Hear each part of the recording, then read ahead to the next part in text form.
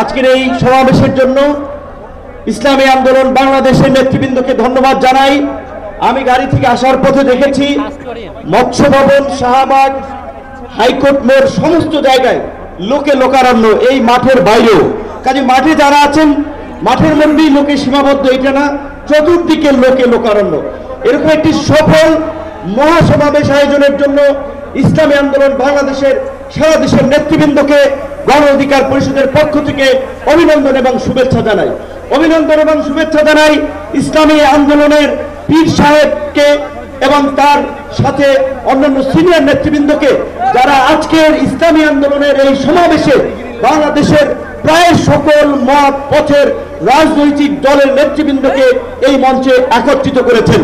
এবং আজকের এই সমাবেশ অত্যন্ত সময় উপযোগী এবং কার্যকর বিষয়ের উপরে ভিত্তি করে নির্ধারণ করা হয়েছে। আপনারা জানেন, বাংলাদেশের 24-এর গণ অভ্যুত্থান পরবর্তী রাষ্ট্র সংস্কারের যে জন আকাঙ্ক্ষা তৈরি হয়েছে, শাসনতান্ত্রিক ব্যবস্থার পরিবর্তনের যে রাজনৈতিক এবং জন আকাঙ্ক্ষা তৈরি হয়েছে, সেই আনুপাতিক হারে নির্বাচনের দাবিতে আজকে বোধহয় কয়েকটি দল ব্যতীত সব দলই কিন্তু এই মঞ্চে ইতিমধ্যে হাজির হয়ে এই সংখ্যানুপাতিক নির্বাচনের পক্ষে তাদের দলীয় সমর্থন ব্যক্ত করেছে।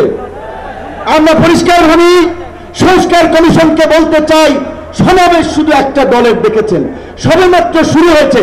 ইসলামী আন্দোলন আজকে করেছে, 19 তারিখ জামাত করবে, তারপরে গণ অধিকার পরিষদ করবে। রাষ্ট্র সংস্কার এবং জন আকাঙ্ক্ষার বাস্তবায়নে সমস্ত রাজনৈতিক দলগুলো জনসমাবেশের মাধ্যমে এই সরকারকে তাদের সমর্থন দেখিয়ে দেবে। তাই আমরা বলতে চাই, কোন দু একটি দলের উপরে ভিত্তি করে দু একটি দলের কথায় সংস্কারের নকশায় পরিবর্তন আনা যাবে না। আমি সংস্কার কমিশনে বলেছিলাম, দেশ স্বাধীনের পরে ডক্টর কামাল হোসেন বলেছিল, আমাদের নেতা শেখ মুজিব, আমরা তো তাকে দেখে সংবিধান নির্মাণ করেছিলাম, রচনা করেছিলাম, তাকে এম্পাওয়ার করার জন্য। আজকে সংস্কার কমিশনকে বারবার আমরা বলতে চাই, দু একটি দলকে প্রাধান্য দিয়ে বেশিরভাগ জনগণের আকাঙ্ক্ষার বিপরীতে গিয়ে কোন সিদ্ধান্ত বাস্তবায়নের দুঃসাহস দেখাবেন না। আনুপাতিক হারে নির্বাচন হলে সমস্যাটা কি? কোন সমস্যা নাই।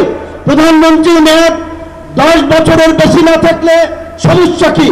আমরা অত্যন্ত যৌক্তিকভাবে এই কথাগুলো দফায় দফায় আলোচনায় তুলে ধরছি, কিন্তু পরিষ্কার সংবিধান এই সংস্কার জাতীয় ঐক্যমত্য কমিশন কেন জানি দু একটি দলের প্রতি পক্ষপাতমূলক আচরণ করছে। এই পিয়ার পদ্ধতি তাদের এজেন্ডাই বাদ দিয়ে তারা ঘুরাই দিল। পিয়ার থেকে উচ্চকক্ষ নিম্নকক্ষ চলে গেল। উচ্চকক্ষ নিম্নকক্ষ হবে নাকি? সমগ্র নির্বাচন পিয়ারের ভিত্তিতে হবে, সেটি রাজনৈতিকভাবে আগে ঐক্যমত্যে পৌঁছাতে হবে।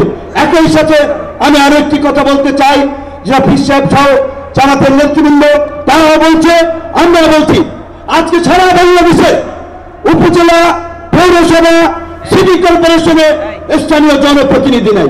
জনগণ চরম দুর্ভোগের শিকার হচ্ছে সেবা পেতে গিয়ে। সরকারের উন্নয়নমূলক কর্মকাণ্ড ব্যাহত হচ্ছে এবং 50 বছরের অভিজ্ঞতা, নির্বাচনের পরে রাজনৈতিক দলগুলো এমপিরা মিলে, মন্ত্রীরা মিলে কেন্দ্র দখল করে তাদের নেতাদেরকে পুলিশ প্রশাসনকে দিয়ে জেতায়। কাজেই এই সরকারের আমলে যেমনিভাবে জাতীয় নির্বাচন হবে, একই সাথে অনতি বিলম্বে আমরা স্থানীয় নির্বাচন আয়োজনের দাবি জানাচ্ছি। সবাই ভালো থাকবেন। আসসালামু আলাইকুম। এদেশের জনগণ অন্তর্বর্তী সরকারকে সমর্থন দিয়েছে, কিন্তু ব্ল্যাঙ্ক চেক দেয় নাই। ইসলামের বিরুদ্ধে কোনো কিছু হলে এদেশের জনগণ তা মেনে নেবে না।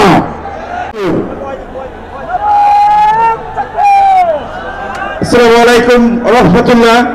ইতিমধ্যে অনেক জাতীয় নেতৃবৃন্দ বক্তব্য রেখেছেন, আরো অনেকে রাখবেন। সময় খুবই সংক্ষিপ্ত, খুব বিস্তারিত আলাপ করার সুযোগ নাই। আজকের এই সমাবেশের জন্য ইসলামী আন্দোলন বাংলাদেশের নেতৃবৃন্দকে ধন্যবাদ জানাই। আমি গাড়ি থেকে আসার পথে দেখেছি মৎস্য ভবন, শাহবাগ, হাইকোর্ট মোড় সমস্ত জায়গায় লোকে লোকারণ্য, এই মাঠের বাইরেও। কাজে মাঠে যারা আছেন, মাঠের মধ্যেই লোকে সীমাবদ্ধ, এটা না, চতুর্দিকে লোকে লোকারণ্য। এরকম একটি সফল মহাসমাবেশ আয়োজনের জন্য ইসলামী আন্দোলন বাংলাদেশের সারা দেশের নেতৃবৃন্দকে গণ অধিকার পরিষদের পক্ষ থেকে অভিনন্দন এবং শুভেচ্ছা জানাই।